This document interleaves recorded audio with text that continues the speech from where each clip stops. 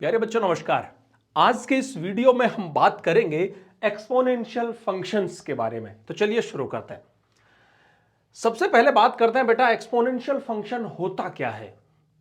If a is any number such that a is greater than 0 and a is not equal to 1, then an exponential function is of the form fx is equal to a raised to power x। मतलब a के sir के ऊपर अगर x लिखा है तो इस तरीके का जो फंक्शन होता है उसको हम क्या बोलते हैं बेटा, एक्सपोनेंशियल फंक्शन बोलते हैं। और यहां पर हमको ध्यान रखने वाली बात यह है कि ये जो पावर है इसको तो हम पावर बोल रहे हैं जो x है, और ये जो नीचे लिखा है इसको हम बोल रहे हैं बेस। ठीक है, a is base and this is power, right. तो आपका जो बेस है वो 0 से बड़ा होना चाहिए, ठीक है जी, और बेस 1 नहीं होना चाहिए, ठीक है, और x is the power. Okay, where a is called the base and x is any real number, basically power. fx is equal to 2 raise to power x या फिर 4/7 raise to power r exponential functions. Okay, तो यहां पर जो a है उसमें basically आगे चल के बेटा हम पढ़ेंगे दो अलग अलग कंडीशंस बनने वाली है हमारी। एक तो ये कि बेस हमारा 0 से 1 के बीच हो, और एक ये कि बेस 1 से बड़ा हो। इसके अलावा कोई कंडीशन नहीं बनेगी, क्योंकि हमने बोला है कि a should be positive greater than 0 and a is not equal to 1, तो इसलिए हम 1 को इंक्लूड नहीं कर रहे हैं कहीं भी। Okay, now the difference between exponential and polynomial. बहुत सिंपल सा बेसिक सा क्वेश्चन है, लेकिन डिफरेंस आप समझिए। In a polynomial x raise to power 3, इस तरह का कोई function x raise to power 2, x raise to power 3, ax square plus b x plus c, ax cube plus b x square plus c x plus d, इस तरीके के जो functions होते हैं वो पोलिनोमियल होते हैं। The variable is the base यहां पर। ओके, लेकिन यहां पर जो बेस होता है वो एक कांस्टेंट है, लेकिन जो वेरिएबल है वो कहां पर है, एक्सपोनेंट पर है, पावर में। जबकि यहां पर बेस है एक तरीके से वेरिएबल, और पावर में जो लिखा है that is a constant number. Okay, now restrictions on base. भाई अभी जो हमने बताया कि अगर हमारे पास fx is equal to a raise to power x कोई पोलिनोमियल फंक्शन है, तो इस बेस के ऊपर क्या क्या रिस्ट्रिक्शंस हैं। एक तो ये कि वो 0 नहीं होना चाहिए, क्योंकि 0 की पावर आप कुछ भी रखेंगे तो हमेशा 0 ही आएगा, कांस्टेंट रहेगा। अच्छा, एक ये कि 1 नहीं होना चाहिए, क्योंकि आप 1 की पावर कुछ भी रखेंगे हमेशा 1 ही आएगा, कांस्टेंट रहेगा। और एक हमें नेगेटिव वैल्यूज को अवॉइड करना है ना। वो अलग बात है कि जब हम नेगेटिव वैल्यूज को अवॉइड करने की बात कर रहे हैं बेटा, तो ये क्यों कर रहे हैं, क्योंकि देखो जैसे आपने रखा -2, तो इसके ऊपर जब आप पावर 1 कर रहे हो तो आ रहा है आपका -2, -2 की पावर 2 किया तो आया 4, -2 की पावर 3 किया तो आया -8। मतलब जैसे जैसे आप पावर इंक्रीज करते जा रहे हैं वैसे वैसे जो उसकी आउटपुट्स हैं वो उसमें कोई हमको वेरिएशन दिख रहा है ना, पैटर्न नहीं दिख रहा है वहां पर। तो बेसिकली हम कॉम्प्लेक्स आउटपुट्स को अवॉइड करना चाहते हैं, और यहां पर ये डिफाइन नहीं होगा नेगेटिव उसके लिए, तो हम ये मान के चलते हैं कि नेगेटिव नहीं। ठीक है, फॉर एग्जाम्पल अगर a -4 है तो -4 raise to power x is equal to 0 के लिए x is equal to 0.5 gives -4 raise to power 0.5 which is a complex, thus we required a is greater than 0। मतलब आप सोच के देखो, ये तो चलो एक है बात कि इसका जो ग्राफ है उसमें बहुत ज्यादा वेरिएशन रहेगा, लेकिन अगर कोई नेगेटिव नंबर है और उसकी पावर में सपोज ऐसा कुछ आ गया हाफ, तो आप -2 का रूट, तो इस तरीके की कॉम्प्लेक्सिटी से बचने के लिए हम क्या करते हैं, बेस को ग्रेटर देन 0 कंसिडर करके चलते हैं, और बेस 1 नहीं होना चाहिए। ओके, नाउ जनरल इंक्रीजिंग और डिक्रीजिंग रूल। अगर देखो ये बहुत ज्यादा इंपॉर्टेंट है बेटा क्वेश्चंस को सॉल्व करने के लिए। आपके जब जेई के क्वेश्चन आप देखोगे तो इस तरीके के रूल्स के ऊपर ही क्वेश्चन बेस्ड होंगे। आगे चल के हम क्वेश्चन डिस्कस करेंगे डिटेल में। अगर a 1 से बड़ा है तो a raise to power x, मतलब जो हमारा एक्सपोनेंशियल फंक्शन है वो इंक्रीजिंग फंक्शन का काम करेगा। ठीक है, अगर आप दोनों तरफ a raise to power x operate करना भी चाहोगे, मतलब दोनों तरफ आप, ये इसको बेसिकली हम एंटी लोगरिथम फंक्शन भी बोलते हैं, है ना। नेक्स्ट उसमें जब हम लोगरिथम पढ़ेंगे तो वहां पर हम इसके बारे में डिटेल में जिक्र कर रहे होंगे। तो जो एक्सपोनेंशियल फंक्शन है, अगर हमको दोनों तरफ ऑपरेट करना है और बेस अगर 1 से बड़ा है तो इनइक्वालिटी के साइन में कोई फर्क नहीं पड़ेगा, क्योंकि आपको मालूम है, देखो जैसे ये देखो 2 3 से छोटा है, यस और नो।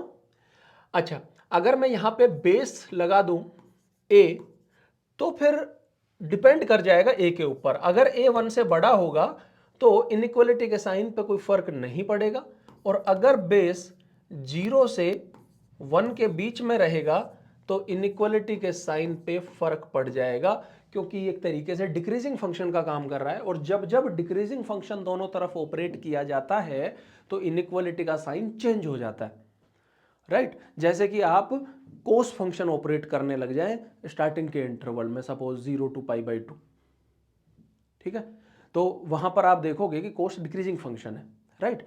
या फिर आप लोग ऑपरेट कर दो, है ना, बेस 0 से 1 के बीच में, या फिर आप एक्सपोनेंशियल ऑपरेट कर दो बेस 0 से 1 के बीच में। तो वो सारी चीजें हम टाइम बाय टाइम पढ़ेंगे आगे चल के, बट अभी हम जिक्र कर रहे हैं एक्सपोनेंशियल फंक्शन का।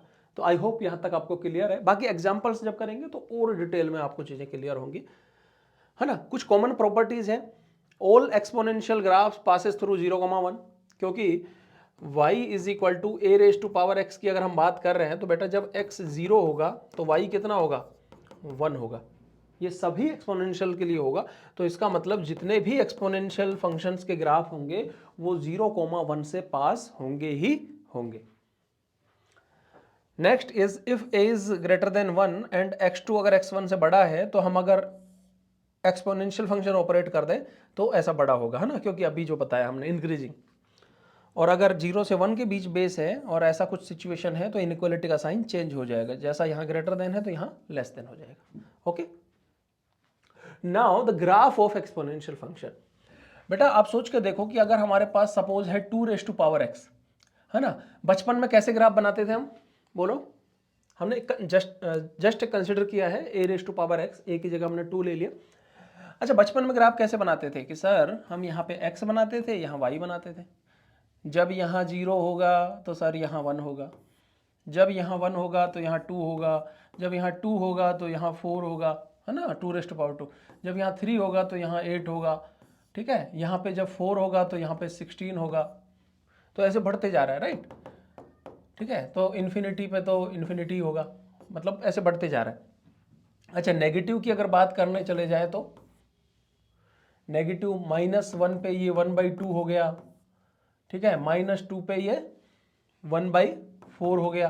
तो मतलब जैसे जैसे नेगेटिव में पावर हम बढ़ाते जा रहे हैं वैसे वैसे वैल्यूज कम होते होते होते yes yes yes minus infinity पे जाकर के क्या हो जाएगी, 0, राइट। तो इसका जो ग्राफ हमारा बनेगा वो कुछ इस तरह से बनेगा कि माइनस इन्फिनिटी पे तो 0 हो रही है, तो मतलब यहाँ से इस तरह से चलेगा चलेगा चलेगा और ऐसे इंक्रीज होगा, यानी दिस पॉइंट विल बी 0,1। तो ये ग्राफ उन सभी के लिए कंसिडर किया जा सकता है जिनका बेस 1 से बड़ा है, ठीक है। हम बेस 1 से बड़ा लेके रख के अगर चले तो इस तरह का ग्राफ बनेगा। अगर बेस हमारा 1 से छोटा और 0 से बड़ा हो जाए तो फिर दूसरा वाला केस कंसिडर होगा, और उसके अंदर ग्राफ बेसिकली इस तरह का कुछ बनेगा, ठीक है। ये भी 0,1 से ही पास होगा, लेकिन वहां पर सिचुएशन कुछ इस तरह की बनेगी। सपोज मैं कंसिडर कर लेता हूं 2 रेज़ टू पावर -x, मतलब बेसिकली मैंने कंसिडर किया 1/2 रेज़ टू पावर x, ठीक है। अच्छा, 1/2 रेज़ टू पावर x लिखूं या 2 रेज़ टू पावर -x लिखूं, तो उसका ग्राफ ऐसा बनेगा। यहां पर आप देखो बेटा, जैसे जैसे x बढ़ेगा, जैसे जैसे x इंक्रीज हो रहा है, इन्फिनिटी की तरफ जा रहा है, तो ये 0 की तरफ जा रहा है, और जैसे जैसे x कम होते जा रहा है, कम होते जा रहा है, कम होते जा रहा है, वैसे वैसे इसकी वैल्यू बढ़ते जा रही है, आसमान को छूने की कोशिश कर रहा है, ठीक है। तो ये बात हुई बेटा ग्राफ की, जो कि एक्सपोनेंशियल फंक्शन का ग्राफ है, आपको याद रखना है, ठीक है। Now the graph of exponential function for different basis. अगर आपके पास बेस अलग अलग हैं तो किस तरीके से वेरिएशन आता है ग्राफ में, जैसे कि अगर मैं एक ही ग्राफ में ये प्लॉट करने की कोशिश करूं कि 2⁻x, 3⁻x, 4⁻x, तो ग्राफ किस तरीके से वेरिएशन में आएगा। तो देखो एक चीज सोच के देखो बेटा, 2⁻x का ग्राफ सपोज मैंने एक रफली इस तरह से बना दिया 2⁻x, ठीक है, जो कि ये 0,1 से पास करेगा ही करेगा, है ना। जितने भी एक्सपोनेंशियल के ग्राफ होते हैं वो 0,1 से पास करते हैं। अच्छा सर, अब हम क्या कर रहे हैं बेटा, यहाँ पर हम दूसरा एक ग्राफ, मैं एक अलग कलर का पेन ले लेता हूँ और अब मैं 3⁻x का ग्राफ बनाना चाहता हूँ। तो 3⁻x और 2⁻x में एक बार आप अगर कंपेयर करो तो जब x की वैल्यू 0 रखोगे तो बेटा दोनों ही 1 आएंगे, हाँ या ना, ठीक है। जब आप x की वैल्यू 1 रखोगे तो ये 2 या 3, यानी जब आप यहां पे पहुंचोगे तो जल्दी आसमान को 3⁻x छुएगा, क्योंकि जब आप x की जगह 1 रख रहे हो तो 3⁻x की जो वैल्यू है वो ज्यादा आ रही है। तो मतलब यहां से आगे जाने पर ग्राफ आगे आपको मिलेगा 3⁻x का, मतलब ऊपर जल्दी आसमान छुएगा, जल्दी ऊपर जाएगा। और इधर की तरफ अगर जाओगे तो आपको नीचे की तरफ ग्राफ देखने को मिलेगा ये 3⁻x। बिल्कुल ऐसे ही बेटा, अगर सपोज हम एक और अलग कलर ले लें 4⁻x, तो यहां पर 4⁻x को भी जब कंपेयर करें तो ऑब्वियसली 0,1 से तो सब पास होंगे। जब आपने 1 रखा तो ये आया 4, मतलब ये इससे भी पहले जाएगा, 3 से भी पहले और 2 से भी पहले। तो मतलब ये ग्राफ कुछ इस तरह से बनेगा 4⁻x का, और ये इधर ऐसे पीछे नीचे की तरफ बनेगा, ठीक है, ये नीचे की तरफ बनेगा, है ना, ध्यान रखिएगा इसको थोड़ा सा हम ठीक कर देते हैं, बस हमारा एग्जिस्टिंग कोई ग्राफ खराब ना हो जाए। ओके, तो ये इस तरह से बेटा नीचे की तरफ बनेगा, ठीक है, इतना अपने को ध्यान रखना है। ओके, अच्छा, अगर नेगेटिव को कंसिडर अगर करें यहाँ पे, तो सपोज 2⁻x या फिर 4⁻x अगर होगा तो उसके ग्राफ हमेशा क्या बनना शुरू हो जाएंगे, नेगेटिव डायरेक्शन में बनना स्टार्ट हो जाएंगे। मतलब अगर आप 2⁻x बनाओगे तो वो भी पास तो 0,1 से भी हो रहा होगा, लेकिन ग्राफ इस तरह से आएगा कुछ, ठीक है, 2⁻x। अच्छा, 4⁻x की बात करोगे तो अगर आप सोच के देखो, अगर मैं x की जगह यहां पर सपोज -1 रख दूं, तो आप सोच के देखो ये 2⁻−1 तो 2 हो जाएगा और यहां से 4 आएगा, मतलब ज्यादा कौन, 4⁻x वाला। तो मतलब यहां पे ग्राफ आपको ऊपर मिलेगा किसका, 4⁻x का, यहां पे 2⁻x और यहां पे ये नीचे की तरफ मिलेगा। मतलब यहां पर आप एक चीज देखो कि 4⁻x, वैसे तो 4 ज्यादा था ना यार बेस, और 3 छोटा, तो 4⁻x 3⁻x से ज्यादा है, मतलब सही है, कोई टेंशन नहीं है। लेकिन यहां पर आप देखो कि 4⁻x 3⁻x से छोटा हो गया। ऐसा कब हुआ, ऐसा तब हुआ जब x नेगेटिव है, और ऐसा कब हुआ, जब x पॉजिटिव है। यस, इसको याद ऐसे रख सकते हो बेटा कि छोटा बड़े पे भारी है। ये 3 तो छोटा है ना यार, 3x 4⁻x से बड़ा है, छोटा बड़े पे भारी है, तो समझ लेना कि दुनिया नेगेटिव चल रही है। छोटा बड़े पे भारी हो गया तो दुनिया नकारात्मक चल रही है, नेगेटिव चल रही है, कलयुग है, घोर कलयुग, ठीक है। तो बेटा ये थे आपके अलग अलग डिफरेंट बेसिस के ऊपर एक्सपोनेंशियल फंक्शंस के ग्राफ, और अब चलते हैं हमारे क्वेश्चंस का सफ़र शुरू करते हैं। अब आएगा मज़ा, और अलग अलग बढ़िया बढ़िया क्वेश्चंस हम लोग डिस्कस करने वाले हैं।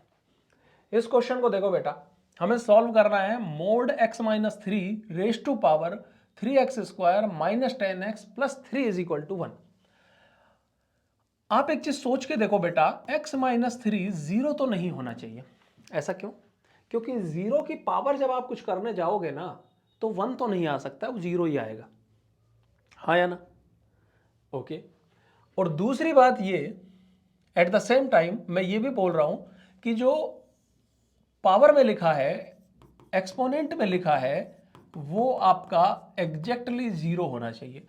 तब x-3 का जो मोड है वो चाहे कुछ भी हो जाए 0 के अलावा, और अगर ये पावर में 0 है तो मतलब कोई एक नंबर जो नॉन 0 है और उसकी पावर अगर 0 है तो वो हमेशा 1 ही होता है, यस और नो, है ना। तो हम इसको अब सॉल्व करना शुरू कर देते हैं। तो देखो 3x square minus 10x plus 3 is equal to 0। तो हम इसको मिडिल टर्म जब स्प्लिट करेंगे तो 3x square minus 9x minus x plus 3 is equal to 0। यहाँ से हम अगर 3x कॉमन ले लें सो x माइनस 3 बचेगा, और यहाँ से माइनस 1 कॉमन ले लेते हैं, x minus 3 is equal to 0। x minus 3 हमने कॉमन लिया, 3x minus 1 is equal to 0। तो बेटा दो चीज़ों का प्रोडक्ट 0 है, तो या तो ये 0 या ये 0। हालांकि ये 0 हो नहीं सकता है क्योंकि यहाँ पर हम मना करके आए हैं, तो 3x माइनस 1 ही 0 होगा। इसका मतलब है कि हमारा जो आंसर है वो आया है 1/3। So I hope you understand this concept properly, right, with through this example. Now the next example, इस एग्जाम्पल में देखो बेटा 1/2 raise to power x square minus 2x आपको दिया हुआ है less than 1/2 raise to power 2 से, यस और नो। अब आप यहां पर एक चीज सोच के देखो कि बेस तो सेम है, हमें पावर्स को कंपेयर करना है, और हमेशा एक थंब रूल को ध्यान रखेंगे, जब बेस 1 से बड़ा होगा तो इनइक्वालिटी का साइन चेंज नहीं होगा, क्योंकि इंक्रीजिंग फंक्शन के बेस पे काम कर रहा होता है बेसिकली एक्सपोनेंशियल फंक्शन। और जब बेस आपका 0 से 1 होता है तो आपकी इनइक्वालिटी चेंज हो जाएगी, ये ध्यान रखना। यहां पर आप देखो कि 1/2 बेस है, मतलब 0 से 1 के बीच में है। तो अब अगर आप पावर को कंपेयर करने जाओगे तो ये हो जाएगा ग्रेटर देन 2, क्योंकि इनइक्वालिटी का साइन यस चेंज हो चुका है। अच्छा, जैसे मैंने देखा एक्स स्क्वायर माइनस 2x है यहाँ पे, तो मेरे दिमाग में एकदम से चला कि यार ये तो x माइनस 1 का होल स्क्वायर बनने जैसी स्थिति में आ गया है, तो बना दे भाई एक्स स्क्वायर माइनस 2x, लेकिन उसके लिए प्लस 1 चाहिए सर, तो हम दोनों तरफ 1 1 ऐड कर दिया, तो ये मेरा बन चुका है क्या, x माइनस 1 का होल स्क्वायर ग्रेटर देन, ये हो गया है 3, x माइनस 1, ये 3, मतलब मैं √3 का स्क्वायर लिख सकता हूँ क्या इसको, यस सर, इसको इधर ले आता हूँ, तो माइनस √3 का स्क्वायर ग्रेटर देन 0। और एक बेटा इनइक्वल, एक बेसिक आइडेंटिटी आपको याद होगी, ए स्क्वायर माइनस बी स्क्वायर क्या होता है, a माइनस बी और a प्लस बी का प्रोडक्ट होता है। तो यहाँ पर हमने वही करा, x माइनस 1 माइनस √3 और x minus 1 plus √3 is greater than 0, ठीक है।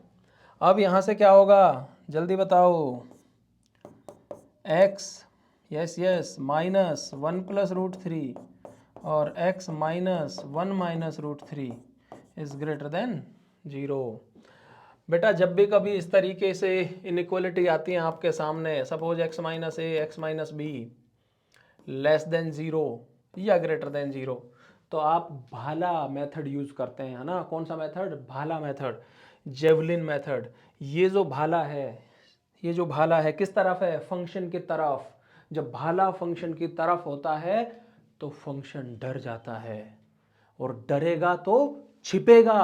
कहाँ छिपेगा, दोनों वैल्यूज के बीच में, तो मतलब यहां से x छिप जाएगा दोनों वैल्यूज के बीच में, ये आंसर आता है।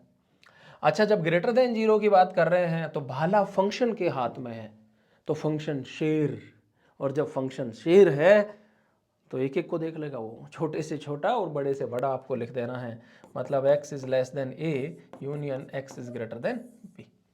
तो ये होगा, यहाँ पर ग्रेटर देन 0 की बात हो रही है, भाला फंक्शन के हाथ में ही है, तो यहाँ से हम हमारा रिजल्ट लिखने जा रहे हैं कि x इज लेस देन छोटे से छोटा, छोटा कौन 1 माइनस √3 यूनियन बड़ा कौन 1 plus √3। So this is our answer. I hope you understand this concept properly, right? Now the next example, find the smallest integral value of x satisfying this। यहां पर देखो बेटा बहुत ही अच्छा क्वेश्चन है, बहुत ही इंटरेस्टिंग क्वेश्चन है। आप एक चीज सोच के देखो कि x माइनस 2 की पावर में लिखा है x square minus 6x plus 8 is greater then 1। अच्छा, हम वैसे तो देखो इस 1 को लिखने वाले हैं अभी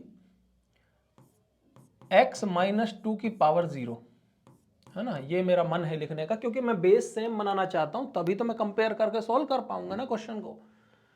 लेकिन यहां पर मैं एक धर्म संकट में पड़ गया कि यार x माइनस 2 के बारे में आप क्या कमेंट करोगे। तो हमारे पास दो सिचुएशन बनेंगी, ठीक है। जो पहला केस होगा, पहली सिचुएशन होगी वो ये होगी कि सर क्या x माइनस 2 यस 1 से बड़ा है, क्योंकि जब बेस 1 से बड़ा होता है, ठीक है, ये जब है तो ये 1 से बड़ा अगर है तो आप इसको क्या कर पाओगे, यस, इनइक्वालिटी चेंज किए बिना आगे बढ़ जाओगे। और दूसरी एक सिचुएशन ये बनेगी जब आप ये बोलोगे कि x माइनस 2 सर 0 से बड़ा और 1 से छोटा, मतलब एक तरीके से हम 1 से छोटे की बात कर रहे होंगे, राइट। अच्छा सर, ठीक है, अगर आप ऐसा कह रहे हैं तो ठीक है। तो यहां पर देखो x माइनस 2 जब 1 से बड़ा, राइट, तो इसका मतलब x 3 से बड़ा। तो बस इसको ध्यान रखना कि इस केस के तहत हम इसको सॉल्व कर रहे हैं क्वेश्चन को, तो जो भी आंसर आएगा वो इस कंडीशन के साथ में मैच करके फाइनल कंक्लूजन तक पहुंचेंगे। और यहां से जो भी सॉल्व करेंगे, जो भी आंसर आएगा इस कंडीशन के तहत सॉल्व करके आगे बढ़ेंगे, और दोनों से जो आंसर आएगा वही हमारा फाइनल आंसर होगा, ध्यान रखना, है ना। ऐसे बड़े कॉमन क्वेश्चन है जेईई में, हर बार आते हैं बेटा, बहुत कॉमन है ये। देखो जब ये 3 से बड़ा है जी, तो मतलब इनइक्वालिटी का साइन चेंज तो होने वाला है नहीं, तो हम सोल्व कर देते हैं। X square minus 6x plus 8 is greater than 0, middle term split कर लेते हैं, x square minus 4x minus 2x plus 8 is equal to 0, greater than 0, sorry. यहाँ से हमने कॉमन लिया x माइनस 4, यहाँ से 2 कॉमन लिया, x माइनस 4 ग्रेटर देन 0, यहाँ से x minus 2, x minus 4 greater than 0, भाला आ गया फंक्शन के हाथ में, छोटे से छोटा बड़े से बड़ा, x is less than 2 and x is greater then 4। ये तो हो नहीं सकता जी, क्यों, ऐसा ऊपर मना कर दिया। तो यहाँ से एक कंक्लूसिव स्टोरी निकल के आई, एक कंक्लूसिव रिजल्ट निकल के आया कि सर जी 4 टू इन्फिनिटी की बात हो रही है। तो ये आ चुका हमारा पहला कंक्लूसिव रिजल्ट, ठीक है जी। और यहाँ से जो भी आएगा उनके साथ हम यूनियन ले लेंगे, मतलब कंबाइंड आंसर ही हमारा आंसर होगा। दूसरा जो केस है वो ये कह रहा है कि अगर ये 1 से छोटा हुआ तो ऊपर जो भी है उसमें आप इनइक्वालिटी का साइन पलट देने की बात करोगे, तो फिर x minus 2 x minus 4 less than 0 की बात करोगे, भाला फंक्शन की तरफ चला गया है तो फंक्शन डरेगा, और डरेगा तो छिप जाएगा दोनों वैल्यूज के बीच में। तो यहां से 2 से 4 की बात कर रहा है, लेकिन ये तो 2 से 3 की कह रहा है, और ये 2 से 4 की कह रहा है। अब क्या करें, तो मतलब दोनों का जो कंबाइंड रिजल्ट है, दोनों का जो कॉमन वैल्यू है, जो भी कॉमन आंसर है वही हमारा फाइनल आंसर होता है ना। तो इस वाले केस का जो फाइनल आंसर आया वो आया 2 to 3, ठीक है। और यहां से कह रहे थे 4 टू इन्फिनिटी, ये कह रहा है 2 to 3। तो इस ओवरऑल क्वेश्चन का जो फाइनल आंसर होगा वो बेटा क्या होगा, x belongs to 2 to 3 union 4 to infinity. Okay, so I hope you understand this concept properly, right? Next question पे आ जाते हैं बेटा।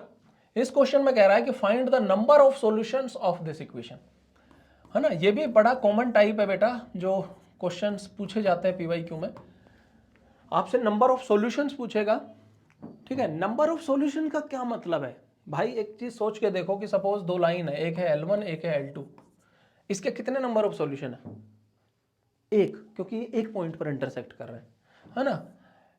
इसके कितने नंबर ऑफ कॉमन सॉल्यूशन है, सपोज ये एक कर्व 1 है और ये एक लाइन है ना, तो इनके कितने कॉमन सॉल्यूशन है, एक ही है। तो मतलब जितने नंबर ऑफ इंटरसेक्शन पॉइंट होते हैं दोनों कर्व के, वही हमारा नंबर ऑफ सॉल्यूशन होता है, राइट। तो यहां पर हम ऐसी कोशिश करें कि दोनों ग्राफ या दोनों कर्व हमें मालूम हो, दोनों या तीनों जो भी वटेवर, लेकिन हम बराबर के इधर और बराबर के इधर, अब इसका तो यार ग्राफ बना नहीं पाओगे ना तुम, है ना। वो अलग बात है, कोई टूल वूल यूज करके कुछ भी ऐसा थोड़ा अलग तिकड़मबाजी लगा के बना लोगे, बट सबसे आसान तरीका तो मुझे जो अभी समझ में आ रहा है वो ये आ रहा है कि या तो मैं ऐसा चला जाऊं, और या फिर मैं ऐसे चला जाऊं कि 2 की पावर x इधर रखूं और 1/2x-3, है ना। या तो इन दोनों ग्राफ को एक जगह पे प्लॉट करो और या फिर इन दोनों ग्राफ को एक जगह पे प्लॉट करो, आंसर सेम आएगा, उसकी टेंशन नहीं है, ठीक है। तो यहां पर आप देखो 2⁻⁻x का ग्राफ बनता है कुछ ऐसा, ठीक है। और 2x-3 एक स्ट्रेट लाइन है, इसका ग्राफ बनेगा कैसा, 2 तो इसका स्लोप है, -3 इंटरसेप्ट है, मतलब नीचे की तरफ से जाएगी, 3 इंटरसेप्ट है, तो इस तरह का। तो मतलब इसका जो इंटरसेक्शन पॉइंट है दोनों कर्व का, 2⁻⁻x का और 2x-3 का, वो एक ही है। तो इसका मतलब इसके नंबर ऑफ सॉल्यूशन कितने हैं, बोलो 1, ठीक है। जितने नंबर ऑफ पॉइंट पर वो आपस में इंटरसेक्ट कर रहे होते हैं उतने ही नंबर ऑफ सॉल्यूशन होते हैं उस तरीके के क्वेश्चंस के, ठीक है। So now this is an assignment question to you. प्यारे बच्चों, इस क्वेश्चन को सोल्व करिएगा। मोड x 3⁻x दोनों प्रोडक्ट में है =1। इस क्वेश्चन का जो भी आपका आंसर आएगा आप कमेंट बॉक्स में कमेंट करके बताइए, और कोई भी डाउट अगर आपको आता है तो आप मुझसे रीच आउट कर सकते हैं, कमेंट कर सकते हैं। I will try my best कि आपका जो भी आंसर हो मैं आप तक पहुंचाने की कोशिश करूं। तो आज की इस वीडियो में बस इतना ही, बने रहिएगा हमारे साथ, चैनल को सब्सक्राइब कर लीजिए, बेल नोटिफिकेशन को ऑन कर लीजिए, अपने दोस्तों के साथ ज़रूर शेयर करिए। कहते हैं ना, शेयरिंग इज़ केयरिंग, तो वही स्ट्रेटेजी फॉलो करिए बेटा। पढ़िए आराम से और मन लगा करके मेहनत करिए। बने रहिए हमारे इस चैनल के साथ। Thank you very much.